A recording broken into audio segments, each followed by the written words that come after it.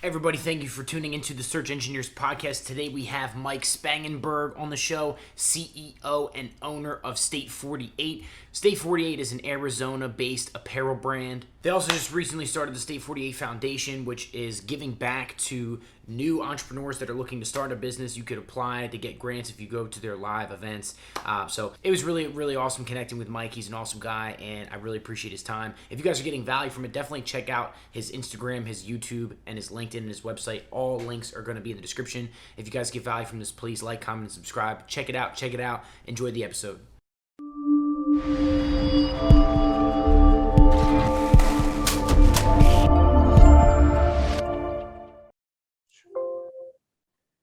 Everybody, thank you so much for tuning into the Search Engineers Marketing Agency podcast. Today, we are joined by Mike Spangenberg.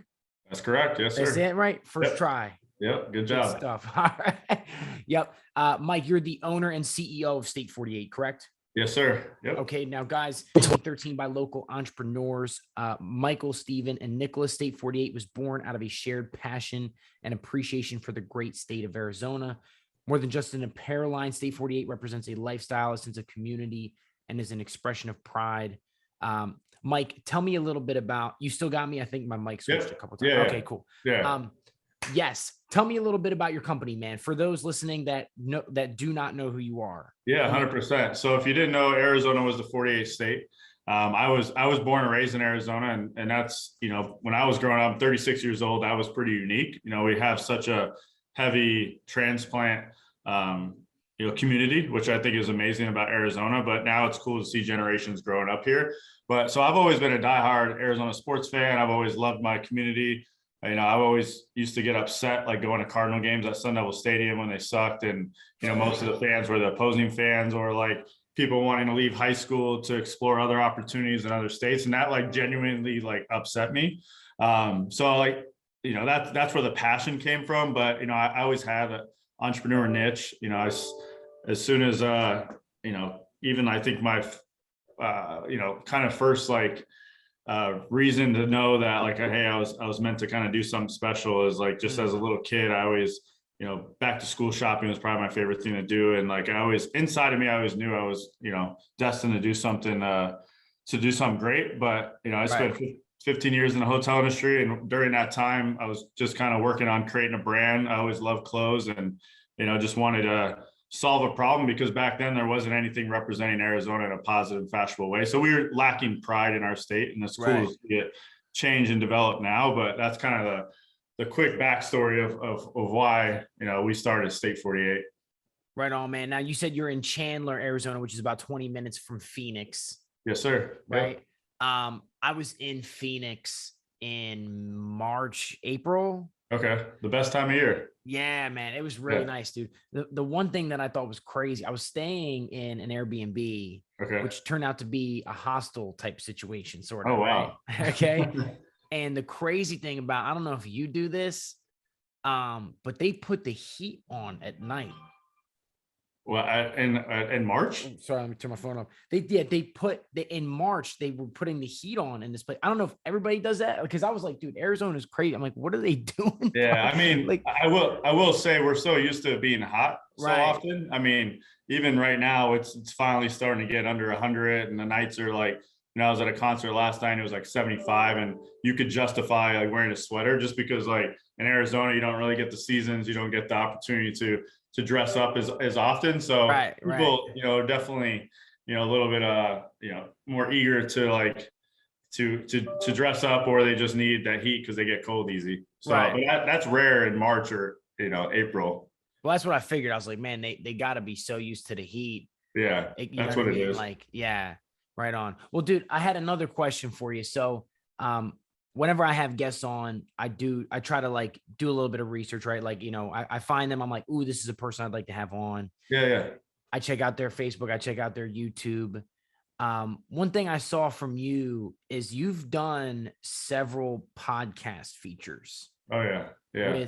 With and some of them are podcasts that maybe have just started, right?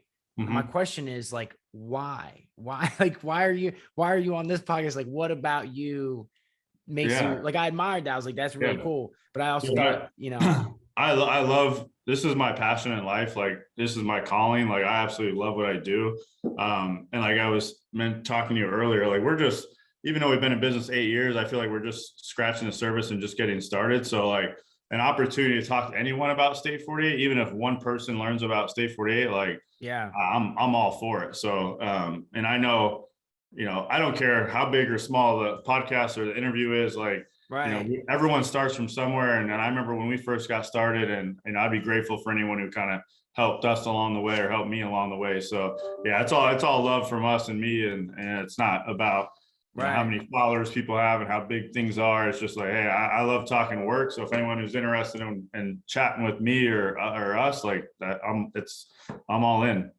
That's sweet, man. Well, dude, I really do appreciate you coming on, man. It's Of great to course. connect. Yeah. And it does, like, others that have come on the podcast have sort of seemed to have the same attitude, Yeah. right? Where they're like, I'm trying to just connect and grow as much as possible. Somebody's presenting me with, even if it's like a mustard seed of an opportunity, like the Yeah. smallest smidge of an opportunity. They're like, I want to connect. I'm trying to grow my brand. We're all trying to grow and connect.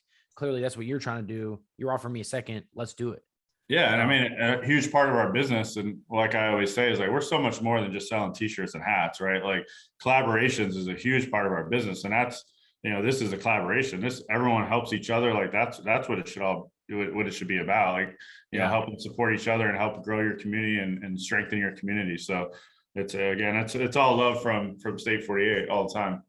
Dude, much appreciated, man. It's awesome, man. And like, Yeah. I think being in business for 8 years, like, that's gotta humble you too. You know what I mean? Like, Oh, for sure. that's gotta, I probably get turned down by people who are just getting started more than the people who really been in it. Cause the people who've been in it for a while have seen They enough get ups and it. downs. Yeah. Oh yeah. Yeah. Yeah. And I think that the minute you become complacent, the minute you're gonna start to fail, right? So I think if you don't have that drive and that hunger to like continue to build new relationships and stuff like that, like I don't think you're gonna be successful. Nah, man. Nah. Yeah. Can you still hear me, by the way? What's that? Can you still Yeah. hear Yeah. me? Yeah. I Oh, hear you. good. Yeah. All right. Yeah, my headphones cut out. But yeah, You're good. man. I mean, like, it's like, so this is something that I've been asking guests recently is, tell me about a time when, so recently we had experienced some setbacks that we really had to bounce back from. Yeah. Right. And we had to just reinvent ourselves, and we had to start things over. We had to start fresh and just sort of go through the motions. One thing I ask people is, could you tell me a time when you had faced a setback in your business that you had to bounce back from? What was the mindset? What did you learn from that? What was that sort of like for you? Yeah, no, I could talk about a couple of different things. I mean, the first thing that kind of jumps out to me is more about like the partners, like our partnership. So I started this business with a buddy that, we grew up together. My dad was our T-ball coach, and then brought on, his younger brother, self-taught graphic designer. I would say for like, because we've been smart as we grow, not try to do too much at any given time. I think that's contributed to a lot of our success. But I think my biggest setback personally was like, Stefan didn't want to be in this forever. I wanted to take charge and run this. And it was many years of like tension and frustration between both of us, because it's really hard to go in business with friends. So I always like to talk about that and share that journey of like, once, he exited the business and it was a great, breakup, like mutually beneficial. He's out doing his thing now, and like I've taken charge and, really finally feel like this is rock and rolling how I want it to be. But it was so many years of that built up tension, and like we weren't even friends anymore. And like that conversation was long overdue, but it was really hard. Right. So like once we actually, personally built up the kind of the courage to just have that tough conversation, like it was just all out there. And it was just like, that was the only thing. I'm a very positive dude. Like it takes a lot for me to get down or upset, but like that was the one thing like driving me crazy in my entrepreneur journey and just in life, of like having that the partnership just didn't work between us. Right. So like once we figured out a mutually beneficial agreement, oh my God, like my life like has never been better. And same with him too. Right. Like now we're actually friends. And so I like to share that. It was like, I think that was our biggest setback for the business. Is really we just went for it at the beginning, man. We started with $1,500 and here we are today because of that. And we're not here without the three of us and all of our team, but we wouldn't be able to be doing what we're doing now if Stefan and I didn't have that, breakup. Yeah. Now, are you guys on decent terms now? Oh yeah, no, we've never been better. I mean, he moved, he wanted to do his thing again. It was just like he wasn't fulfilled, and I was, had frustration because, we're three equal partners. And so Nick's still on board and a great asset, but now we don't have Nick and I, it's more the business, relationship as we didn't grow up friends. Right. So that eliminated that tough part. But it's been great for the business and personally. So I always like to share that as like kind of my biggest setback and journey. Cause of course we make mistakes along the way, doing deals that, have no, find out there's no return on investment, or, spending money you shouldn't, or, all those kind of things you could talk about all day. But that was like the biggest barrier for State 48 to overcome, to really take it to that next level. Yeah, I've been told it's funny. This is, I think, the second time in a row I've had a guest talk about a co-founder dispute as being the number one thing, the number one harder. I guess we had on Rob Fraser of Endure Apparel. I'm not sure if you're familiar. No.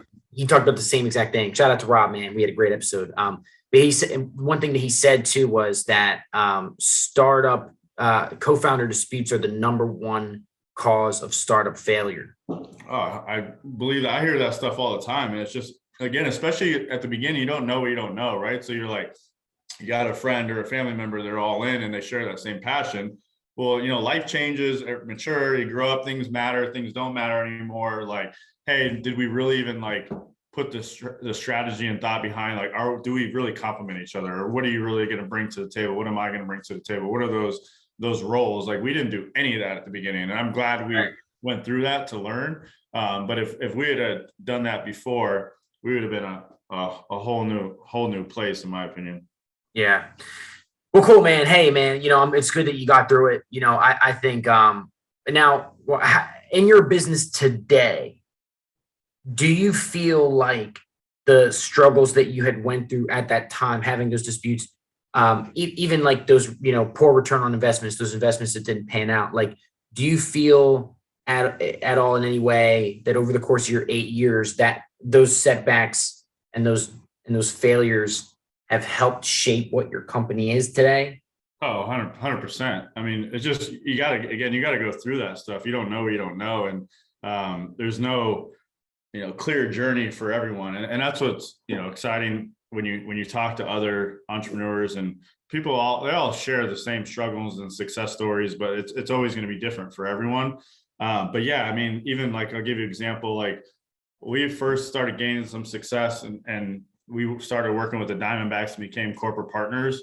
We invested way too much money the first 2 years into that corporate partnership. For example, part of the assets were doing 20,000 t-shirt giveaways.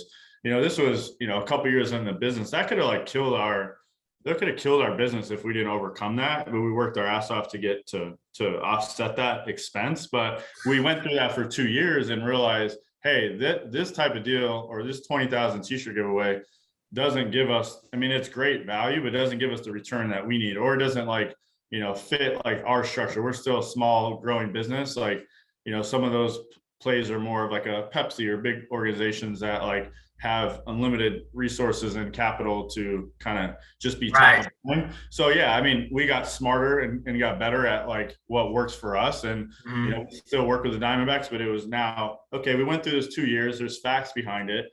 I love that, as using numbers to really justify, decisions.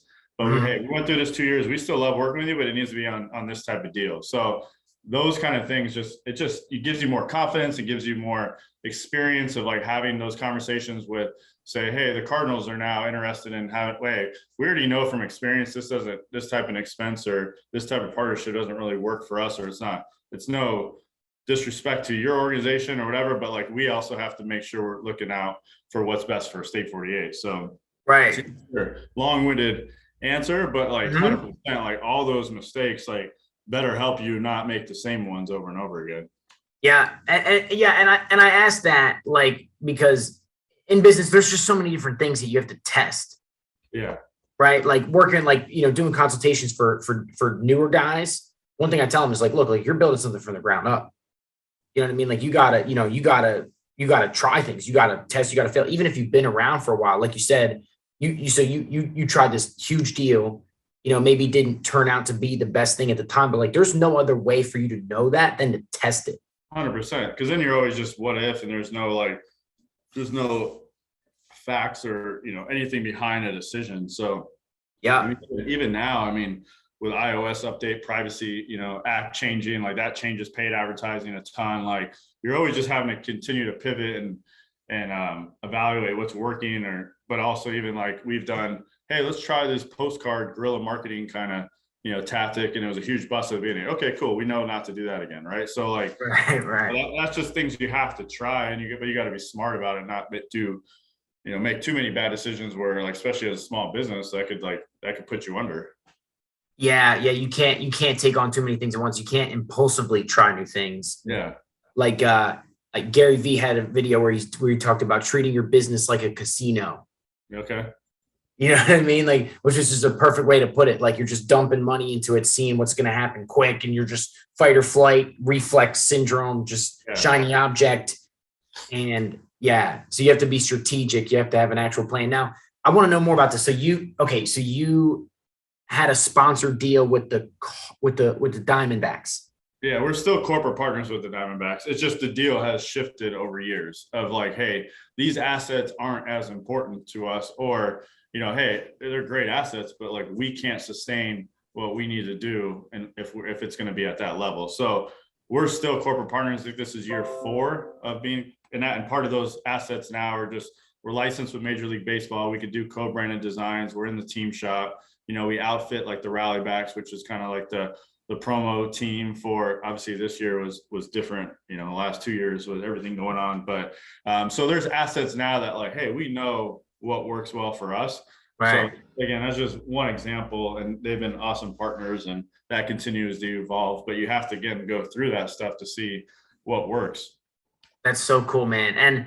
And through the challenges of having a deal that wasn't perfect with the Diamondbacks, you wound up making a deal that actually worked and in the end won. Yeah, and they get it too. It's like, hey, like, yes, sorry, we're gonna, or lessen our spend with you, but like, do you want us to be a long-time partner, or do you want us to leave? Right. So like, that's where you have that leverage of like, hey, let's have this mutually beneficial so we can be partners forever, where it makes sense for us, and maybe we grow and build on it as we have more success. But like right now it needs to be at this. So there's all kinds of examples like that. And even like our first big partnership, partnership with Bruce Arians, the former Cardinals head coach, we did a collaboration t-shirt, and that really formed like our collaboration part of the business, which is 40% of our revenue is creating custom designs for other organizations. So if we didn't do that, I mean, State 48 is not the brand we are today without it, because now we're getting, I mean, year to date, we've worked with 400 different organizations that's produced like 80,000 t-shirts in the market of custom co-brand designs outside of purchasing our products online and other revenue streams. But that allows us to really reach different demographics quicker. So but if we didn't try that and got this partnership with Bruce Arians, maybe the Cardinals, maybe the D-backs didn't take notice, and they didn't see the credibility we had, and maybe that informed our partnerships, our collaborations that we do now, because that wasn't part of the original business model. So you always have to be adapting and listening to your customers and seeing what works and what doesn't work. Right.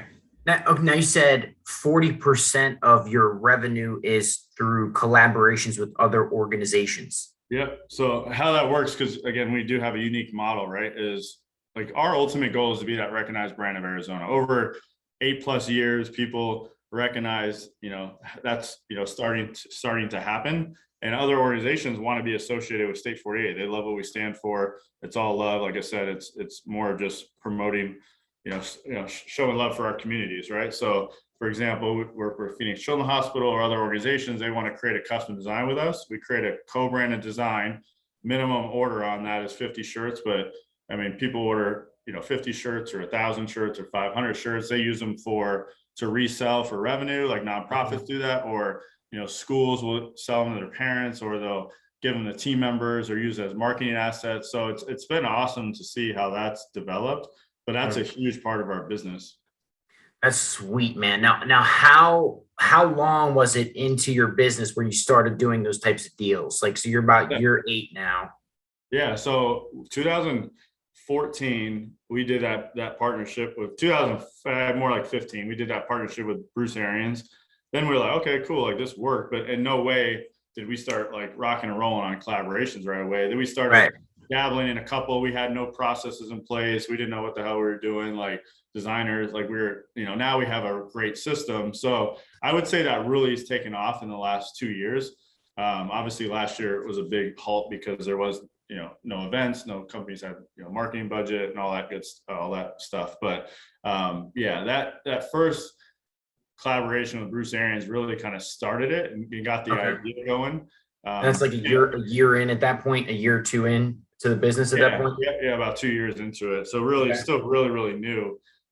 Because and that's the one thing I love about our business is that collaboration is all the relationships we built, and that helps again reach different demographics. But like for anyone out there wanting to start a clothing brand, it is super hard, man. Not everyone is a Supreme and all these organizations, brands that like you just post something and millions of people buy it or thousands of people buy it. It is really tough to sustain a business that's just promoting cool designs, right? So I think more than ever, and this has been our message since day one, it's like clothing for all inspired by Arizona. But like what's the meaning behind some of these shirts? Like there's so much more. Like of course not all our designs give back or have a tug at your heart, but there's a lot that do, and that's what kind of separates us is just really being that brand for Arizona.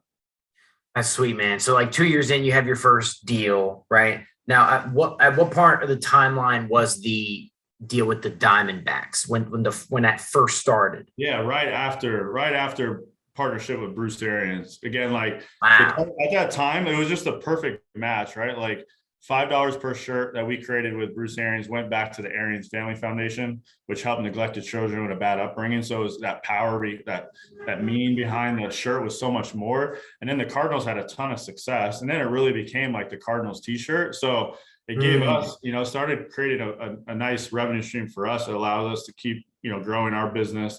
But then it shirts were on Monday Night Football. We're at Bruce Arians events. Like they become like family.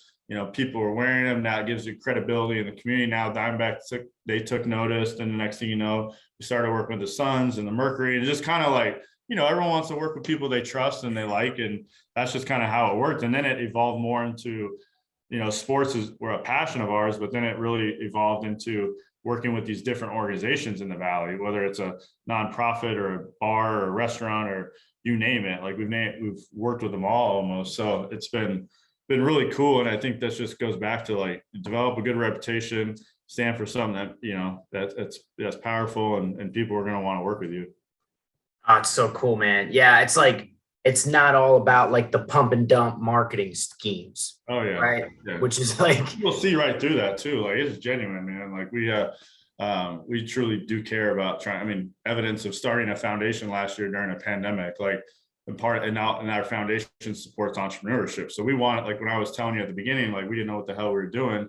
Now have a speaker series that's bringing all these experts and these amazing people to kind of share their story and their practical tips to help guide you along the way in the right path, right? Not just winging it like we did. So, and then we're giving out $10,000 in grants at this first speaker series to help people get started. We started with $1,500. Like someone just needs that first, little bit of money to submit for a trademark or hire that next team member or whatever it might be, or order your first set of shirts or whatever the business is. Like, so that, again, it all kind of flows together what we're doing.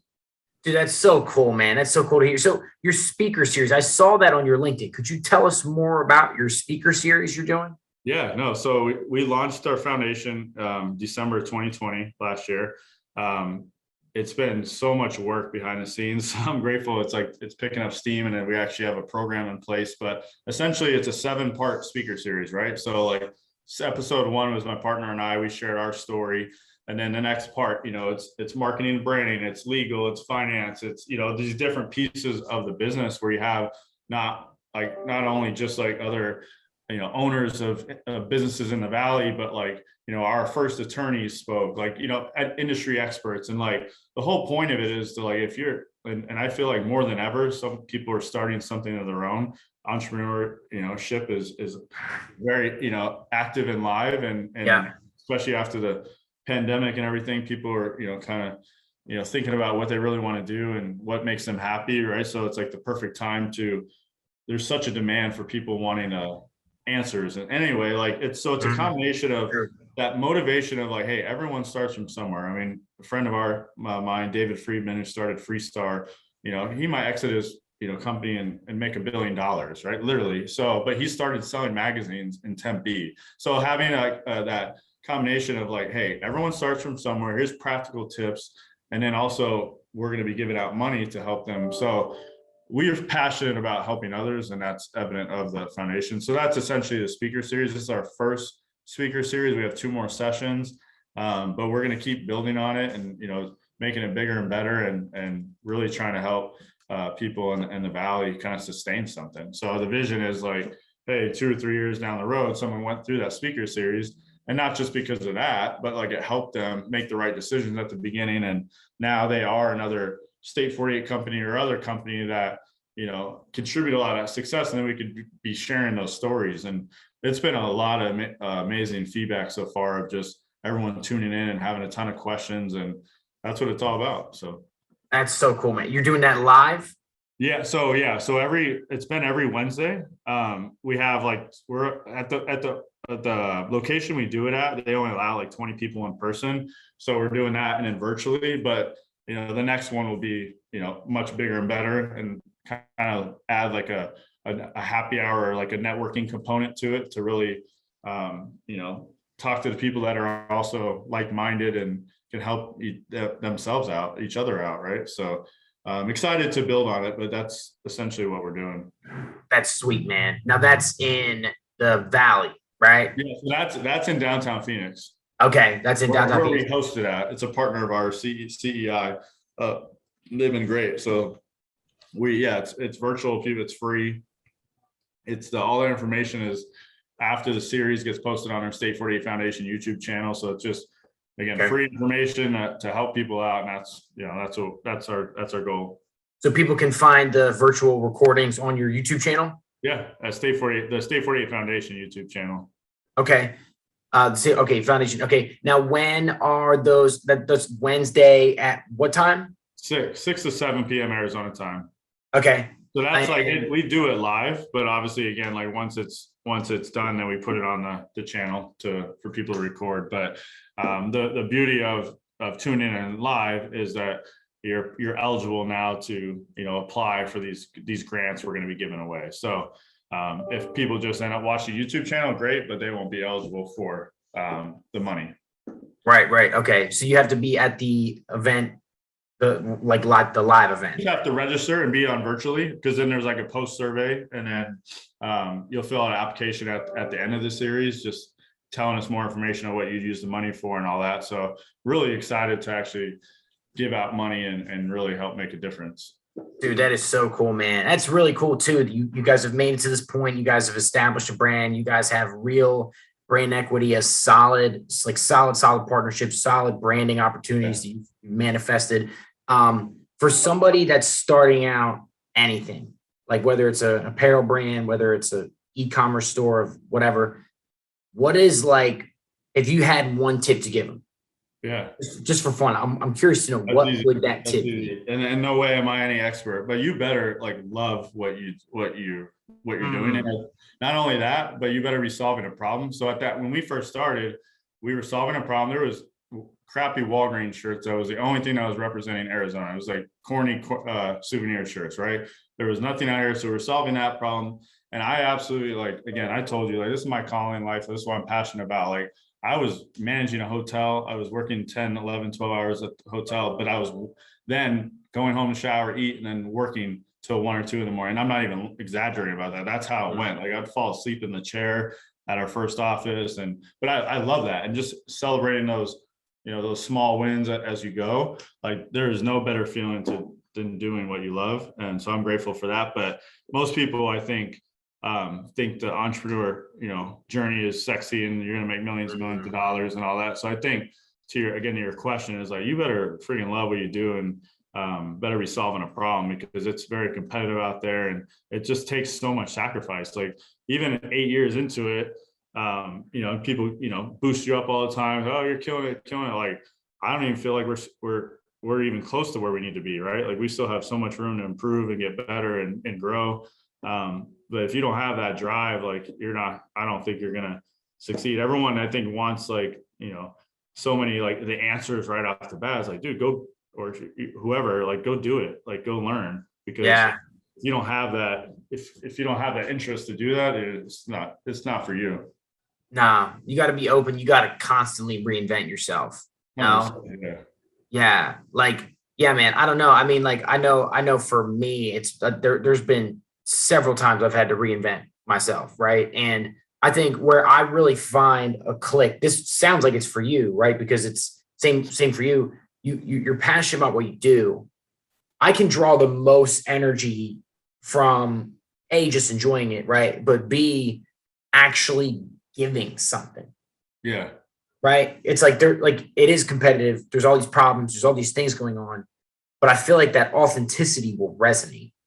Yeah. People see through it, right? And now it sucks too. I mean, shit, when we first started, when you actually posted on social media, like everyone saw that followed you, right? Like you don't even see a fraction of your audience. And that's where I always look at myself in the mirror too. I'm like, how do we get better? And how do we, deliver better content that's more engaging? But the reality is just people's attention spans are not there anymore. Like things are changing, Instagram is shifting. Like there's so much like to it. So like, you always got to be like, wanting to improve and get better. And I think that always starts with yourself. Like, I know I need to constantly, get smarter and just be better, especially as you grow a team, right? Like finding the right people to help you, because you need all, and so I'm thankful for our team, but like, then that adds more responsibility of like, what are you doing for your team? How are you helping them grow? And how, like, there's so much more components. There's just always more to do.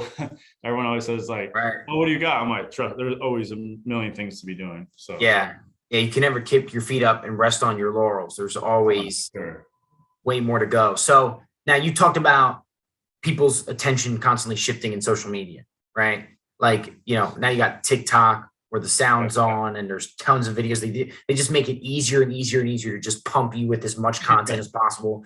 Sound, lights, effects, right? Like, now what is your social media strategy looking like right now? Are you guys putting effort in your social media strategy, or is it just sort of like a gallery on your Instagram?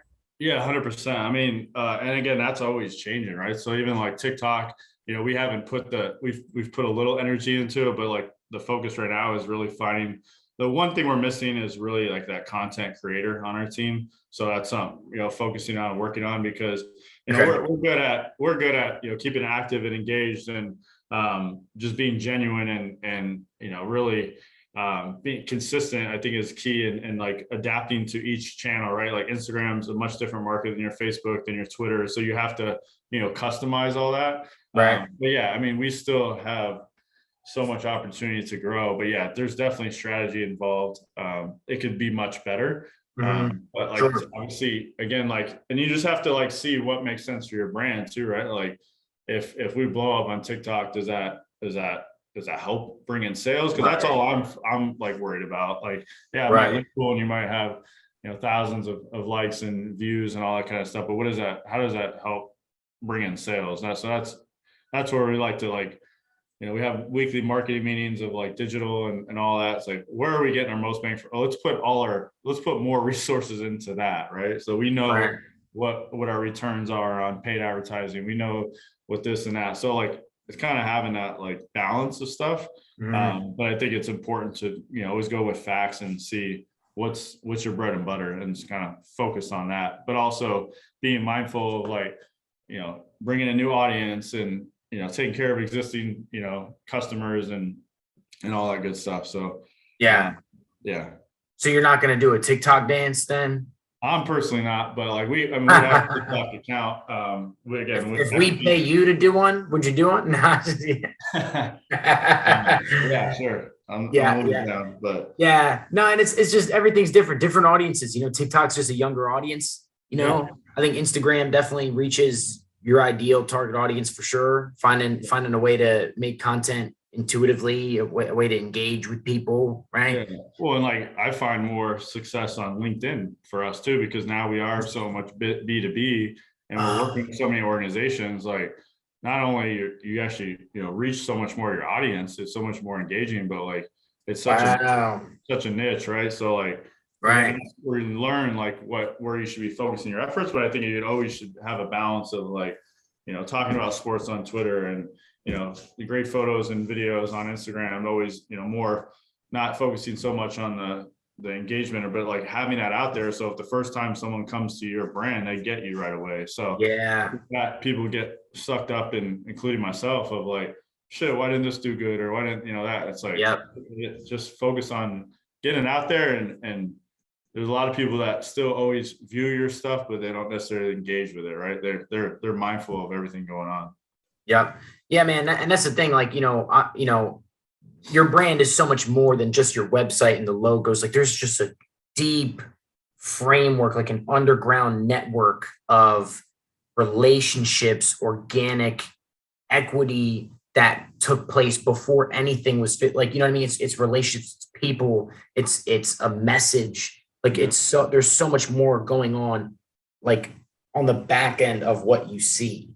Yeah. And that's why, to that point, that's why, you can't have your eggs in one basket, right? Like even, last weekend we had a big sale to clear out, a lot of merch that we're moving out to get ready for new merch and winter collection and all that good stuff. But like, those are always like, what's amazing. And you see hundreds of people come to your door is that, and when you get down a little bit of like, man, why is social media changing? Or are people not interested as much? And then you do something like that and that community always just steps up, right? Or like continue to land more deals on the collaboration side. So you got to have that balance. And like I think in-person stuff is so huge because people get to see have an experience, right? Like they come to State 48 for the first time, they get taken care of, and you create that. That's how you create community, and it's harder to do that socially. So yeah.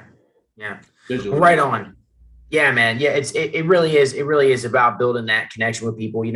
I've had guests tell me the same thing, that they build huge brands, and like the one thing they tell me is like, before you even start investing in any paid strategies, hustle, like build connections. Sure, we were selling, First Fridays, which is like a kind of before that ever became cool, it was just like kind of like pop-up shops in downtown Phoenix. Like we were selling at apartments, we were selling at bars on Mill Avenue. Like you gotta like, prove the concept. And like that's one thing we realized right away. Like people were hungry for this. Like people that were also from Arizona or like now live in Arizona, like this is home for them. Like they need it, they wanted this. And being at those events when you hear people, thank you for what you're doing and stuff, that's what it's all about. And like, but if people just think that they're gonna create a great logo and just create community by posting on it, you better, you got to and pay your dues for a while. I mean, the ones that can do that, kudos to all that,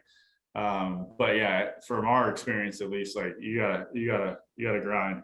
Yep, it's not overnight. It takes time. You better enjoy it.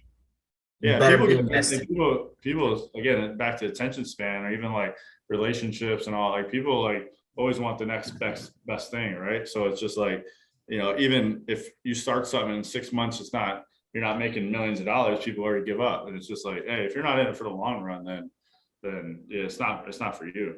Yeah. You could be a bit of a ways in, have had success. It's passed. Now you're still years in, and you're not where you want to be. Yeah. And so you should never be where you want to. You should never like be satisfied, in my opinion. But I mean, I guess you feel like a Amazon or something, but like we're just. But I'm sure even those people are always wanting more, or like what can we do or better, or I think it's just kind of a mindset or how you were born, really. Yeah. Sweet, man. Well, Mike, thank you so much for coming on, man. This was awesome. Can you give us a specific call to action, state48.com? Anything else you guys want us to check out? Yeah, for all information on for State 48 and our brand, just go to state48.com. That's all spelled out. All our social channels, our information on collaborations. If you need screen printing, embroidery services, we got you. Art and branding services, all our collection. We have 200 plus products just representing AZ. So all our information is at state48.com. State48.com, everybody. Check them out on YouTube as well. Instagram links will be in the description. Mike, thank you so much for coming on, man. This is a great time. I appreciate you, bud. Love chatting with you. It's always good to talk with you. All right, man. Thank you. Thanks, buddy.